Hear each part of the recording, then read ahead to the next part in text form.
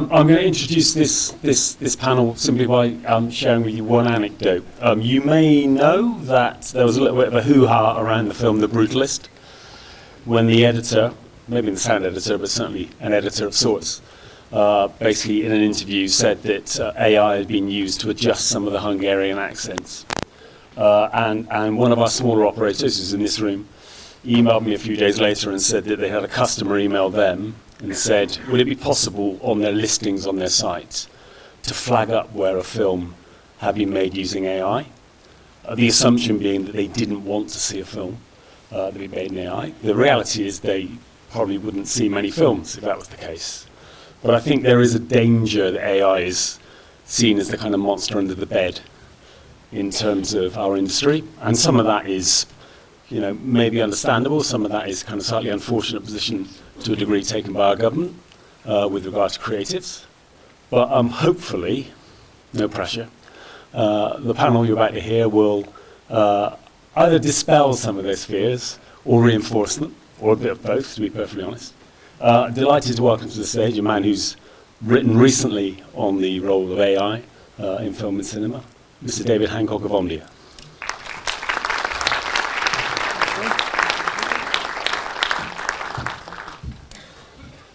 Hi everyone, good afternoon. Last session before we go, before we get a drink, so keep it short.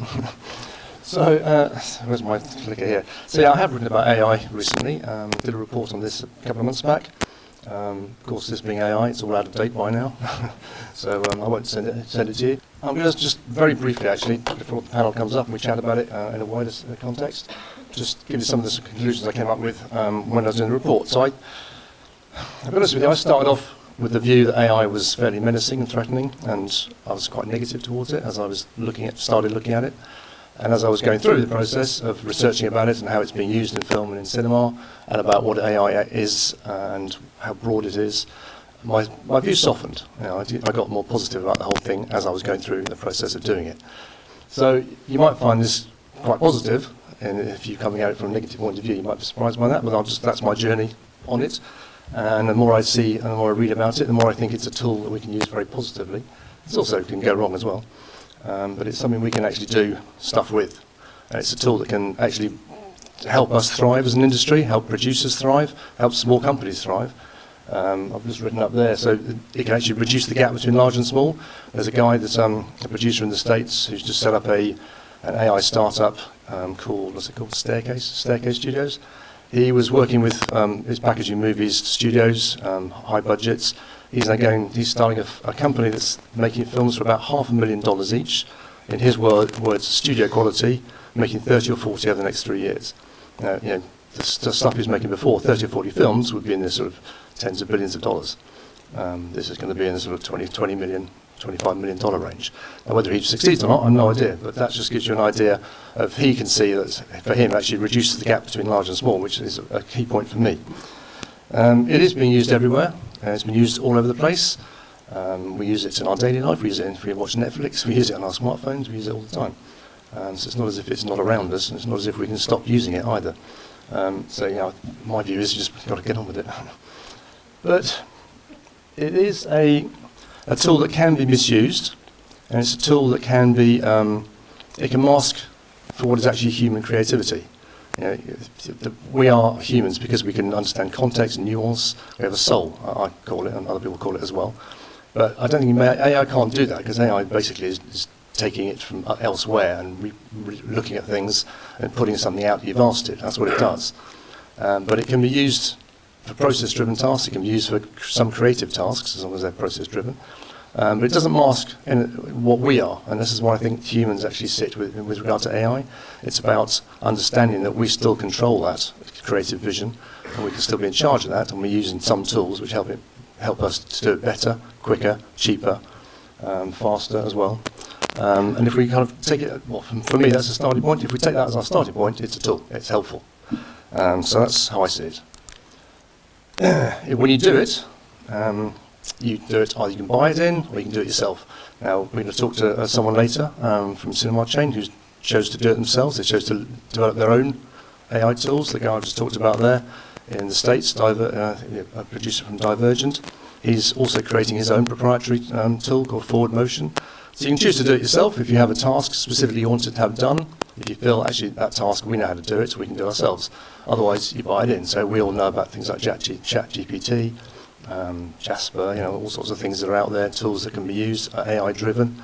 They are out there, offer them free, if not small cost. So you have the choice. You can do it yourself. And I think some tasks do require or will benefit from the people that do those tasks actually developing their own tools to do them. Film production. This is what I found in film production. All these different areas of film production, you can see them fairly clearly up there. And you can see all the tools that are associated with that. So you can see very clearly the image generation, video generation, creation. The vast majority I found were up there, sitting on that area there. But also in scripts, generating scripts and doing things with those as well, helping them to put them together and storyboarding.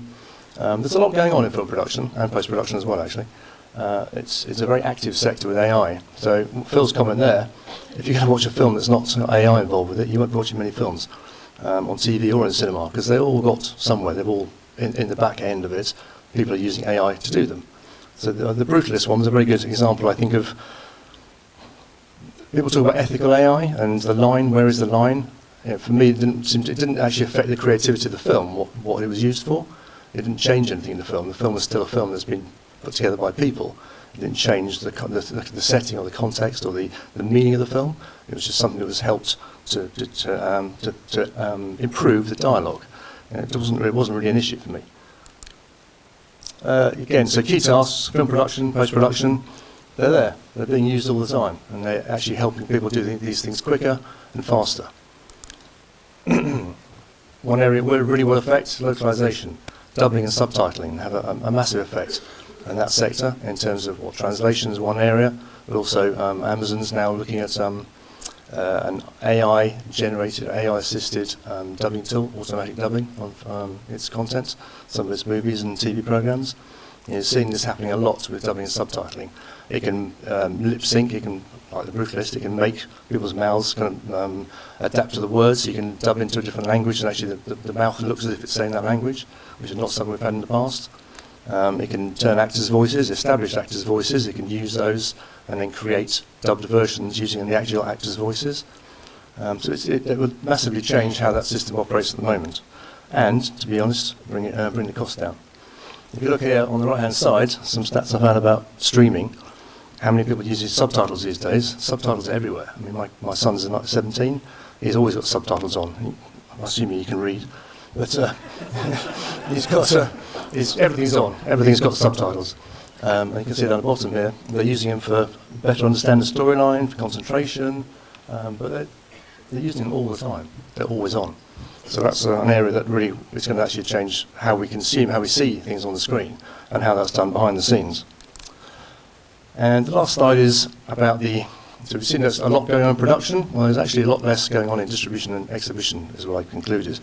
But we have got some things happening, scheduling.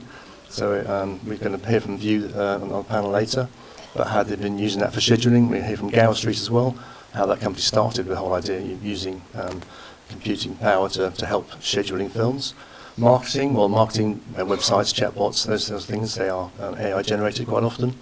And box office predictions. Now, box office predictions is interesting because that has the power, if it's done well, if it actually works, it has the power to change how film financing works further back down the line. If you start to change the risk profile, if you start to get better box office accuracy in predicting how the movie's going to do and where it can go, which countries it can go into and how it can be released, that actually helps the film financing plan. It can change what can be greenlit and put on the screen. So, that's my bit. I'm going to shut up for a second while the panellists, I'm going to just let them come up to the stage now, and then you can introduce themselves when they come on later. Okay, so come up to the panel, come up to the stage now. Thanks very much. Right, you can see the names, you can read the names on the screen, but I'm going to ask right to left here, just to introduce yourself briefly, who you are and what you're doing here really. What's your link with AI? I'm Jess Carlin. I'm here today on behalf of Atonic, which is a strategic innovation advisory business working mostly in the content commerce and content monetization space. A lot of buzzwords. Tim Potter, work for TriGauge. It's a company I founded on sustainability, but also I spend most of my time these days with One Cinema, who's a German software company that does TMS automation and signage systems for cinema operators. Hi, I'm Rob Lee. I'm the head of the screen content and pricing teams at View Cinema. And I'm mainly here today, I guess, to talk around our scheduling system, which is AI-based for enhancing our schedules. I'm Robert Mitchell. Is it not on? Now is it on? Ooh, Jesus. I'm Robert Mitchell. I'm from Gower Street Analytics. We basically do predictive box office globally. So we work mostly with distribution, but also some exhibition. And we have worked with AI and machine learning since we were founded 10 years ago. So we were sort of, before it was a watchword. Hi, I'm Rich Walsh. I'm SVP of Innovation at Deluxe, which is one of the oldest film lab companies in the industry, and in fact maybe the oldest film lab in the industry. But now, of course, we don't do film anymore, we do digital. And so there I'm working on technology development and how we build services for the future. I'm also chairman of Volustore, which is a volumetric media management company. And I'm also president of SIMPTE, which represents the industry from a technical point of view and writes the standards that allow us to have things like digital cinema and television. Out of interest, I've forgotten about that. Out of interest, do you have an AI team in SIMPTE? We have working groups because it's all volunteers. So yes, we have standards groups that are working on AI applications, yes. Thank you. I'm going to start with Tim, actually. I'm going to ask you what AI is. Oh my God. I haven't seen you yet today, so you're basically the last one standing. E-I-A-I-O. Artificial intelligence. Artificial intelligence. What is it? It's effectively something up there in the cloud. It's effectively being able to take large amounts of data, ones and zeros, and being able to take it in a way and present it back to us in a natural language format that we all understand, basically, in a nutshell. That's my view. But then Jess and Rob and Rich might have different views. I'm sure they will. Well, I'm sure we'll find out, won't we? But how do you use it in your job? That's what Every bloody day. And it's really quite scary, to be honest, how much I use it, and the companies I'm working with use it. Our training and support documentation that we create for customers, we're using, I'm going to talk a little bit techie here, Microsoft Copilot. So we record videos of how to use the software systems, a theatre management system that most cinema operators use in this auditorium. We record videos of how it works, and then Copilot, using artificial intelligence, transcribes that and allows us to create training manuals and documentation that we're able to provide as tools and resources to our clients. We use it for marketing and communication, or mainly marketing and digital communication. We use it to help us write social media, to write marketing campaigns, to effectively cut through.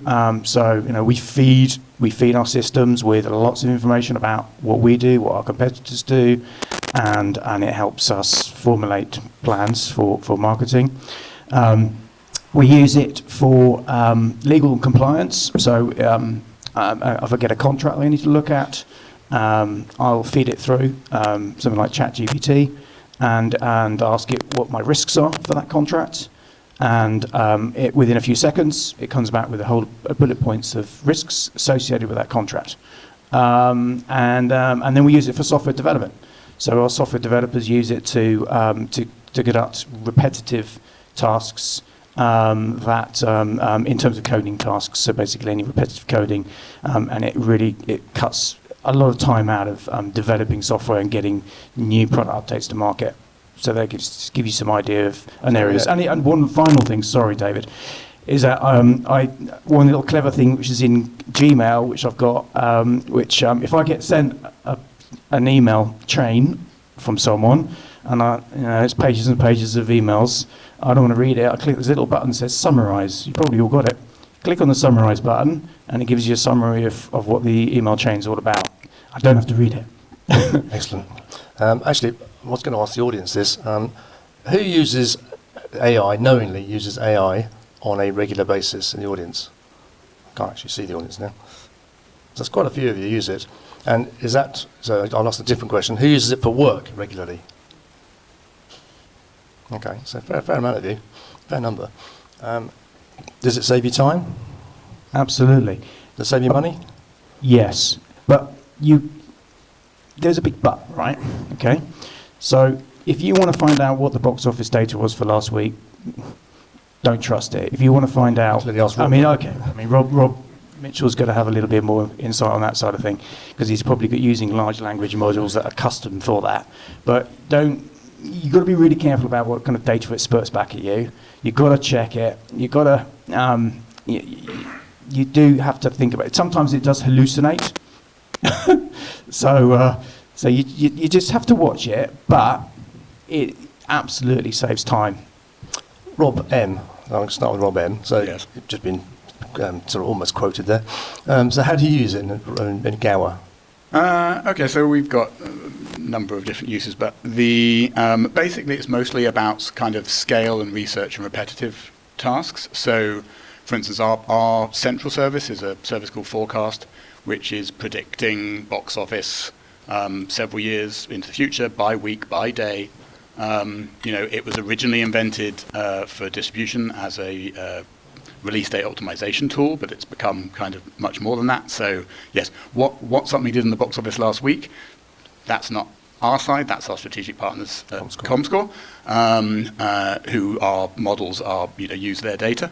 You want to know what we think something's going to do in Malaysia next Tuesday, that's our system. So how the AI comes into it, I see it as sort of, you were talking about it being a tool. I agree with that, except I describe it as being part of the team. We have various parts of the system which are named. We have Barry, we have Dolores, we have Eris. They all do different things. So I just use as an example one. Barry on a Monday morning looks at the actuals that have come in over the weekend and adjusts all of the future for the holdovers going forward based on what the performance has been. So if we were too high, if we were too low, maybe we were bang on, but it will automatically adjust everything across all of the countries. So my team, which is the Film and Insights team, so we are the team that are basically responsible for the numbers, not the tech. We have to sort of predict all markets globally. So we couldn't possibly manually adjust everything on a Monday. Barry does that for us.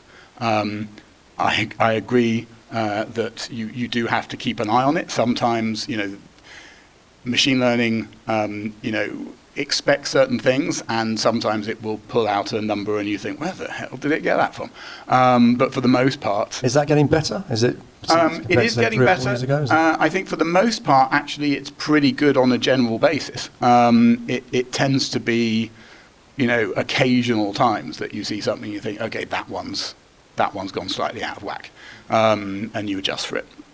Another place we use it is one of the things that we're working on at the moment, which isn't out to market yet, but we're actually, some of our key clients are getting a sort of preview version of it at the moment, is we're doing our own tracking data on sort of awareness and stuff like that.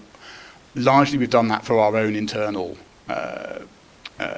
analysts, because obviously we have sort of key inputs for new films coming out. So for instance, if there's a new trailer, last week the new Lilo and Stitch trailer came out, I think, on Thursday.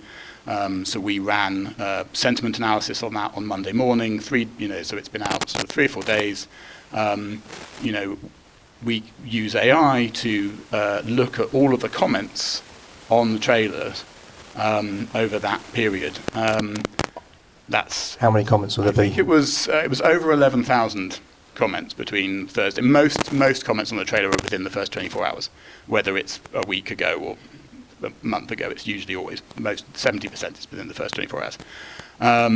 You know, so that was 11,000 comments. You know, and the AI will sort of assign a level of positive, negative, and neutral to each comment, and sort of tell us what it interprets the level of positive, level of negative, etc. for that trailer. We couldn't possibly look through 11,000 comments, and even personally, you're going to have a subjective point of view of, is that a negative comment? Is that a positive comment? Is that a sarcastic comment? How is that interpreted? And the AI is very good at sort of giving you a breakdown of that. It's never going to be faultless. You know, there might be the odd comment that it misinterprets, but in dealing with a huge amount of data, which we couldn't possibly do, that's incredibly helpful. So our CEO always talks about AI as being like a million interns. You know, it's fantastic. Like, if you could afford 1 million interns, you know, AI can do all of those jobs for you. We couldn't afford 1 million interns. We're a team of 6 people. So There were 3 interns. Maybe. I think that's frowned upon. Not free anymore. interns. Modern slavery, does it? Jess, how do you see AI? Where do you come from this? So I'm probably coming at it more from a marketing and operational perspective. Particularly, I've spent the last 4 years working with a lot of large enterprise and kind of seeing how they are adopting it and using it. But then I also have just another project I'm working on, just a personal interest in how using emerging technologies can kind of level the playing field, essentially, and how using something like AI can really make things more accessible and kind of give you the tools, if you're smaller, to be able to maybe not compete on a completely level playing field, but at least help you in a way that you might not be able to do if you're, you know, a smaller operation. Okay, interesting. That's what interests me as well, actually, how that kind of brings everything together. Yeah, exactly. Rob L. So, from View's point of view, you mentioned why you were sort of mainly on the panel. Well, here, you're very welcome. Thank you. But you do have a scheduling software or a scheduling tool that you've built up yourself. You would like to explain how that works and what the impact of it is, actually? Yeah, sure. So maybe if I go back at first, just kind of say why we built this system, or why we thought we should look into this. So I'm going back around 10 years, 12 years when we first started looking at this. If you take just a single one of our cinemas, so for example, View Birmingham has around 20 screens, try to schedule 15 different films over those 20 screens for just a single day, there are millions upon millions of potential schedule combinations for just that single day. The actual number is so large it can't even be expressed in a way we can possibly understand. So if you've got that for a single screen, how can sort of a team manually ever get to something that's close to optimal? I just also say at the time, the film Moneyball had just come out, and that was a big inspiration for us as sort of how can we use analytics to improve decision making. So yeah, our view's always been a sort of I guess proud to be analytics led and big data. So the system's basically designed to look at huge amounts of historic trading data. So again, bring out the millions and millions of rows of transaction data in terms of basically how many admissions, how much box office was in each session. No personal data, purely counts, just the same data that I'm sure any exhibitor here, from the very largest to the very smallest, will have available. And the system takes all that information, looks at it in lots of different variables, so by genre, by film, by day of week, by cinema, importantly, and builds up a picture of how different types of films behave. It can then use that to help us inform how a new film or particularly a holdover will perform.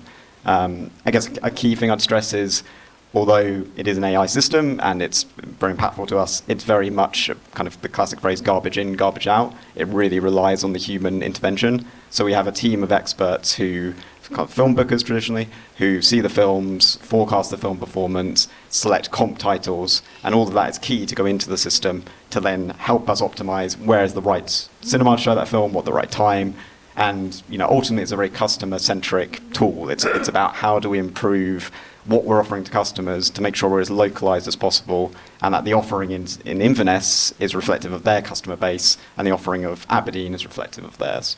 The film bookers, you call them, the team behind it, what do they do if the AI scheduling tool is doing the scheduling, if you like? What are the bookers doing? Yeah, so I mean, it's the system's been great from that perspective, because it's freed up their time to kind of do less of the manual scheduling, so less of the literally manually inputting films into a spreadsheet effectively. They can now specialize, so they can learn, for example, to become specialists in international film or event cinema or repertoire cinema, and spend time creating films and negotiating with distributors. So it's really upskilled our team. Okay, and what's the impact been? How has that changed your scheduling policy and what you schedule and what films you're playing? Yeah, I mean, it's really impactful. I won't share the specifics, but we obviously see a significant uplift in admissions where we're doing this. We're now expanding it across Europe, and it does mean we end up with a much more diverse set of films. So in a typical one of our 10-screen cinemas, we play 50% more films than one of our major competitors, because we can handle this extra degree of complexity. And so even though we may only be showing 2 shows, let's say Conclave, which we're still showing throughout the week, we know there's still some demand there, and it's worth having those extra shows. And a stat we often talk about, 46% of our films are now foreign language, partly because the system's helping us find where the right locations for that based on where those films have been performing, and partly because it's freeing up the team to be able to go out and find those films and understand them better. Yeah, that's an amazing statistic. I mean, for the UK, that's pretty unusual. Yeah, I should be clear, that's of the unique films shown, not literally of sort of every single session. Yeah, okay, fair enough. I mean, that's quite a big shift in sort of cultural, organisational culture to use this sort of tool. Was that difficult to bring that shift along? Yeah, I mean, I wasn't actually in the team when the system launched. It was certainly a big change. As I said, it involved upskilling of the team, had to bring in some new additional skill sets, and it involved working a lot with distribution to kind of show them how this new system would work. And yeah, overall, distribution have been great partners with us in terms of working with us on the fact that the reports, the way we schedule is a little bit different. It can be a little bit more complex, can be a little bit harder to sort of understand from an abstract standpoint. So yeah, certainly a big change, but overall it's been really positively received.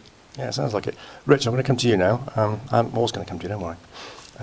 So I'm just leaving you to last because I know what you're going to say. So, Time for drinks. Let's go. Yeah, well, the drinks are coming soon. How do you use AI? Well, you use AI in your job, obviously, but you're also building AI for your clients. So how is AI changing your job? How do you see it, and what's the organisational shift that's required in Deluxe to bring AI as a tool? We've actually been using AI in our traditional our localization services for quite a while. It's been there from an assist point of view in translation for quite a few years, and we've had a sort of suite of different tools that can help us with things like transcription, translation.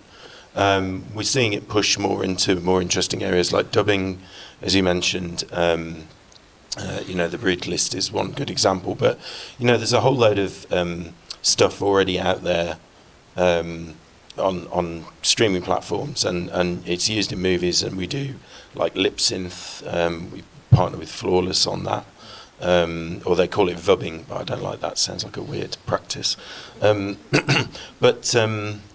Yeah, and then we're things like image restoration, stuff like that. It's actually really good. Some really great AI tools for just improving image to look good on modern TVs. The kind of quality that you get now off streaming platforms is, well, because the TVs and the displays, and as was mentioned earlier, phones, iPads and so on, are so much better displays now, older content can look a bit sort of tired. And so you can use AI to improve that, and that helps with eyeball time. And so yeah, I mean, it's used very widely. And actually, from a day-to-day point of view, I don't really see any barriers to that. I think when you start to look at using these tools for wholesale replacement of tasks that people did, that is a very different proposition. And that can be challenging because quite often you need the people who do those jobs to train the AIs. Well, you need the people who are good at doing those jobs to train the AIs to do it. And there's definitely an inflection point when you're building something from scratch where you know, it basically gets a bit better than the average person, and at that point you're kind of ready to go, because people make mistakes and get things wrong. I was going to come to people. You know, I think people can see AI as a threat. It could take out loads of jobs, could take out half of the jobs that we do currently in the world, and all that kind of. You think, well, what do we do then? You know, we've got to do something. So, is it, Jess? Is it a threat? Is it what we perceive it to be? Is it? I think, well, Rich has a whole slide on this, so he can probably go. Or a flowchart. He does. Do you want to do that now? Do you want to do a flowchart? Yeah, but I will say So- it's. We'll do it quick. So quickly, this is you over here. This is all of you in the audience, and AI has already turned you into a couple of lines, and you do stuff. I think. Yeah, there you go. That's you. So there are 3 questions. I like this way of thinking about whether your job is under threat from AI. Do you do a lot? Do you do a lot of it, and do you do it repeatedly? And then if you get it wrong, is it a critical failure, as in that thing doesn't work, doesn't happen because you got it wrong? And then the things you have to worry about is whether AI is taking a job now, soon, soonish, or get some help from AI, or you're fine. And I'll give you a clue, none of you are fine. But if all 3 of these things chime, I would be like really worried. And it's not even an AI thing, like any automation should be taking those tasks away from people anyway. If it's the top 2, then it's coming pretty fast. If it's one of the top 2, it's still coming, but you've got a bit of time. And then if it's the bottom one, you kind of need help. And now, this sounds weird, but actually this is the one that I would say everyone in this room really should lean into, because agents can help you do the stuff you don't like doing in your day job. And I'm sure there are loads of bits. I'm terrible at doing my expenses. I could get a really good AI. We agreed on expenses before, yeah. Yeah. But yeah, and this is across all industries. Like at the moment, you know, we're seeing a lot in the medical industry helping cancer diagnosis. AI is much better at initial screening, but then it still goes to a specialist to actually give it like the second look and check that is correct. But the initial screening, it's dramatically improved the false negatives and the identification of actual cancer cases. So, you know, there are so many places that you can use this in really specialised areas. And you guys are in this audience because you're senior people. You're not the junior people in your organisations. So you're there because you offer something special to your organisation that helps them make money. So we're not trying to get rid of that stuff. We're trying to take all the bits that slow you down out of your way. And that's where I think leaning into agents, and you do a lot with agents, don't you, Jess?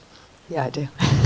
Nice segue. I might even be the only person on the panel who's built an agent or started building an agent. An agent is, well, we don't need to get into the depths of that. What is but an agent? What is it? Is it like just the... Agentic AI is slightly different than just like entering a prompt into ChatGPT. Agents are the way that everything is going, so you'll probably start hearing that phrase. Quite a lot of you haven't already heard it, and it's much more like if you think of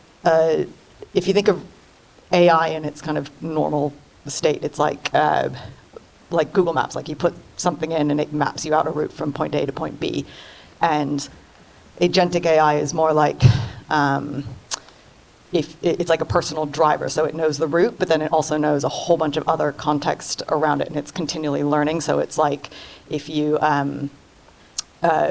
so you are driving to a meeting and it's driving you to the meeting and you're running late and it's figuring out the best route because of traffic, but then it's also emailing the people that you're doing the meeting with and saying, oh, we're going to be late, etc. So it's like a million times more advanced than just AI. So that's the way that things are going. I cannot build something like that, by the way. I just dabbled in them. But I think just going back to what Rich was saying, it's all about the context as well. Like I know we've just mentioned context. I can speak. But like everyone in this room is an expert in their own business, right? Like AI can't know your business better than you do because you've been doing it for however many years, right? And you can give context to AI. Like you can build your own data and use your own data to give it context, but you're still going to have knowledge that AI will never in a million years have, and it just can't have it because it needs that human element. So I think just to add a little bit onto what Rich was saying around, like, will AI take your job? It's there to help you, and it's there to help your job. It's not there to take it because it can never know some of the stuff that you know. No, but there could be some person behind you who's thinking, I can try and cut staff here.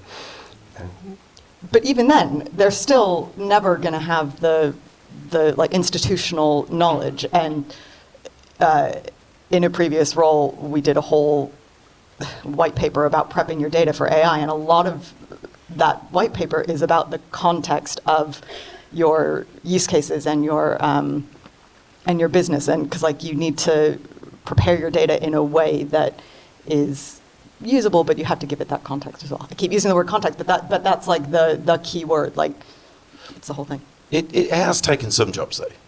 Oh, For instance, absolutely, yeah, absolutely. That is true. like, That is true. The team that used to do refund processing at Amazon does not exist anymore. Your refunds are processed by an AI. But that's a job that people probably didn't. Oh no, I don't think that team is Yeah. like the happiest team in the world. I'm just They're probably just doing something saying. else much Okay, more But okay. those Let me jobs don't rephrase. In many circumstances, you are the only one who can do your job because of your institutional knowledge. So, okay, people then. So, and there might be a world in which we're all basically in the future we just all sell coffee to each other. But leaving that aside, you haven't lost jobs in Vue. You haven't lost jobs in Gower Street. Tim, what is your view on people Well, and AI? And Well, can we just get back to the context of cinema, right? we could do Cinema that, I suppose, operators. if you want us to. Because we have a room full of exhibitors here, and let's go back through what we talked about at the conference so far. We talked about innovation. We talked about enhancing the experience. Talked about ways of trying to get more people back into cinema. We talked about being more flexible in what we can show on the big screen, and we talked a lot about time. We talked a lot about time. People not having the time to do things. I think every exhibitor in the room will want to have more time to be able to do what they love doing, which is putting on shows for their customers, and then from that driving more people into their cinemas. So if we look at the context of the cinema specifically and operations within the cinema, if you can introduce automation, I'm not talking about AI as such, I'm talking about automation. You mentioned automation. That takes away some of those tasks within the cinema that cinema operators have to do today. And we talked about marketing, we talked about training manuals, or I mentioned these earlier, talked about reviewing legal documents. I mean, a lot of the cinemas in here work with local authorities, they work with landlords. You don't want to have to spend your time going through these types of documentation. You might want to have a tool to be able to help you to review that. And when it comes to technical operations, what one cinema do, we use conditional logic, IFTTT. So basically, we take the film schedule that Rob's spurted out of your system, and we make sure that the films are shown in the right screen at the right time with the right format, the right DCP, because there's loads of DCPs for certain films like Avatar, for example. It's the right brightness, it's the right volume level, it's the right aspect ratio, and so the exhibitor doesn't have to worry about that. So let's revert back to the cinema operators, and I believe there's a lot we could be doing to be removing all this repetitive stuff, all this work, to spend more time with our customers and more time on the experience, especially that. I think that's something that you and I were talking about yesterday, was just removing some of these repetitive tasks, so that, because I obviously did the panel yesterday about innovation, and I guess we kept coming back to the idea of the customer experience. And so we were talking about that yesterday, about like just getting rid of some of these repetitive tasks so that it gives you more time to focus on the customer, which is what we saw yesterday on the other panel was the most successful thing. Yeah, I've got a few questions that have been asked by high-tech web to deliver the question. Mike. So it comes through in a professional, it's a high-tech way, and I get it on a piece of paper. So for Rob Lee, are there challenges if the AI recommends showtimes that the distributor does not agree with, or fewer slots than they would like? That gets There's too always details. there's- Last that. Yeah, there's always a discussion with distribution. I think for new starts, we still do work to what we call dating in terms of the traditional model of agreeing minimum show counts. So usually distribution are most focused on the new starts for that week. And we, as I think came up in the exec discussion earlier, we will always push for more flexibility, and a lot of our kind of distribution partners are kind of working with us more and more on that, allowing us to say, not to have all shows for a family film that we don't think will do much business in the evening. When we're looking into holdovers, which is probably more what the question is getting into there, because that's where the true flexibility from the system will really start to come in. Mainly, it's very positive because in general, we're holding films longer, we're finding more spaces. Because we're optimizing around sort of runtime of the film and over the whole day, we tend to show just more films per day than any other major chain. So, yeah, there'll always be back and forth. On Monday, we kind of want to keep that in the process to make sure distribution are on board. But yeah, it's very rare that go back to what the aim is, or what the system is doing. It's creating a schedule that's going to drive up the maximum box office for that film in our cinemas. So there's obviously a reason for that. The reason they're getting the 3 p.m. and the 7 p.m. shows because that's where it's performing best. So it'd be very strange for a distributor to question that, or to kind of not be on board with that if ultimately it is leading to increased box office. That's fair enough. Robert, would this sort of system change your approach to forecasting? Because AI, what you've done is you're looking at back data. This is now looking at forward data. And a scheduling system like this gets more films and they're maximising box office. Is that going to have an impact on you? A small impact, probably. But our systems are adjusting constantly to sort of all the new data that keeps coming in, hence something like Barry. But also we have a team of dedicated analysts that are making adjustments. So if we see that and the system sees that there are more bookings happening for instance, non-English language films than might previously have been the case, then we can, obviously the system or us interfering and teaching the system to do it, can adjust for that. Obviously that varies from country to country as well, and our systems take consideration of market size and as well as sort of factors for the individual film and holidays and all kinds of things like that. So demographics, by day, by territory, etc. So if, for instance, we were seeing a change like that, that is something that the system should catch, and if it doesn't, we can teach it to look for it, and then it moves from there. It's not a difficult thing to adjust for. Okay. There's a final question here, which I think is quite interesting to finish on. This sort of leads into the whole idea about innovation and regulation, and where's the balance between the two. So do you think AI content or softwares should be monitored or restricted?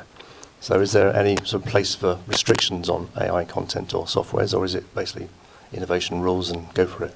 Rich, you want to start with that? Yeah, I track the sort of legal position on this, particularly around rights, because we have not just the talent rights, but the kind of all the intellectual property around movies and TV. And when the bottom line is most big data is being trained on pretty much everything that's on the internet, which includes a lot of IP. There was no rights kind of obeyed with that. They just went and did it, and they're not worried about that. Now, I think when we're making movies, and it was mentioned this morning, it's you've got contracts that are changing significantly when you're bringing talent into a production. So yes, we have to track their rights to, for instance, digital replicas of them that may be carried through all the way to the final movie, but might be used for other things like marketing and so on, virtual experiences. So it's super important that we have regulation around those things. Some of that is being held back because of current administration in America specifically, unfortunately, but also the EU rollback as a direct result of a threat from that administration. In the UK, we're looking at that rights, whether we have them or we'll just get rid of them completely. So nobody's data is safe, and AI companies can train on it completely unencumbered by any legal issues. I think we do need them. I think we do need regulation. We need to safeguard people's data and your intellectual property. Can I just sort of jump in on that? Sure. that's something as well when you're using AI that you sort of, at the moment, because there isn't the regulation, you have to sort of think about within your own kind of best practice. I think, and one of the things, I haven't mentioned this because it's something that it's more of a fun thing for us rather than sort of a tool. But because our system obviously looks forward, a couple of years, often, of course, a lot of the titles that are being dated sort of a year, 18 months, 2 years ahead don't have posters. Our system for each film has a poster. So we have AI, we generate our own AI placeholder posters. They all say Gower Street placeholder poster on them. They're not visible externally, they're only visible on our system to our clients.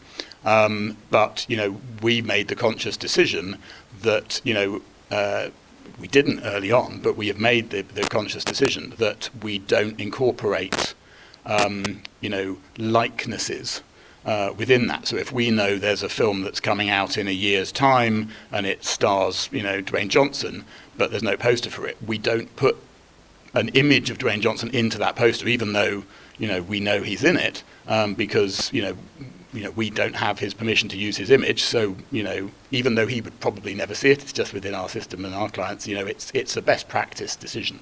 Yeah. Jess, final word. Well, I was just going to say, kind of, Rob mentioned it earlier, but data quality is so important that I think Rich has this beautiful bubble slide up here, which demonstrates it a little bit, but the garbage in, garbage out term is like so accurate. And I mean, there's some super high profile examples of bad training data. Like I'm going to tell my personal favorite story. I think it was last year. There was a whole hullabaloo around Google recommending that people put glue on pizza as a topping. I don't know if anyone saw that, but that was because Google has a partnership with Reddit for training data. And if you know anything about Reddit, you know that Reddit doesn't have best quality posters, shall we say? Discourse is the right word. Yeah, there we go. And so it was training on the Reddit data, which meant that you ended up with, which I guess it was like a long-standing Reddit joke that that you could put glue on pizza, and Google picked that up and was recommending it to people as a Did people as do a it? topping. Did people do it? People probably did. It's the worrying thing, someone did that. That is, didn't they? but It was yeah, no exactly. But there we go. But yeah, so just on a final word, garbage in, garbage out, data quality, super important. Very good point. Very good point. We've got to finish, I'm afraid. So, is it going to be quick? Just a couple of things we're Sure. working on, which might be interesting. So we're working on a couple of different innovations around, again, back into cinema. So potentially using a chatbot to send instructions back to your automation system. So, for example, saying, I want a dowser. If a dowser doesn't open, can you please inform a manager? Okay, that's one thing, and the system will go off and set that up for you. Another one is, this is great. We'll come back to that one actually. Go back to the one before. Huh? Oh, you've got a minute. Okay, right. Okay. So I've got another one, which is create a trailer campaign for Mickey 17 for my West Country cinemas for after 9 p.m. and the system will automatically create that for you. Another one is on predictive maintenance. So if a fan is running on low speed, for example, that message is sent to your technician or to your integrator to tell them to come out and swap the fan before the projector fails. So there's things we're doing there which are helping in monitoring and predicting things that are going to happen in the future. And this was, this is when things go wrong with AI. A lot of examples right? of it going wrong. This is when things go wrong. That's my dog, basically. And machine learning. So this is when it hallucinates and gets a little bit confused between cute puppies and fried chicken, basically. So you have to, again, going back to what we said earlier, we have to be really careful about what it produces for us and how we go and tailor it to what we want to get out of it. That's a good message, and thanks for bringing us back to cinema all the time. Jess, just try again. Sorry, I One probably final think it's away from cinema. message. So I just want to give some really quick tips for people who are maybe just wanting to dip their toe into AI or you haven't used it, because I think it can be really overwhelming. There's a lot of information out there. It can get really complicated, but I think there's two suggestions that I would have. The first one is map out your workflow, right? Like, what does your day-to-day look like? Just really simple, these are the steps that I go through every day. And then when you have it mapped out, you can start to identify areas where you have repetitive tasks and you're doing the same thing all the time, and that's when you can start to identify, okay, maybe I want AI to come in and help me support this aspect of my daily role. And that can be marketing, but it can obviously be, there's a whole bunch of different things that you can use that for. So that would be tip number one. And if that's too much, find one task that your team hates doing, and then just figure out what AI tool can help you with that. So like, I heard a good example of someone's team really hated making infographics, which if you have to make a lot of presentations, you know they're awful. And there's a text to image generator out there that makes infographics. And so that's like the simplest, just easy way for you to kind of dip your toe in. So. That's very useful. Really need to stop there, but I'd like to thank you all. Thank you for your time. Interesting discussion. It is wider than cinema, you know. That's why we went wider, because it is a global issue at the moment. And I think, as often is the way, you know, these things kind of have a habit of exploding, and then everyone gets no one's quite sure what it's going to do and what happens, and people start building massive companies. Half of them go bust, and then they'll all settle down again.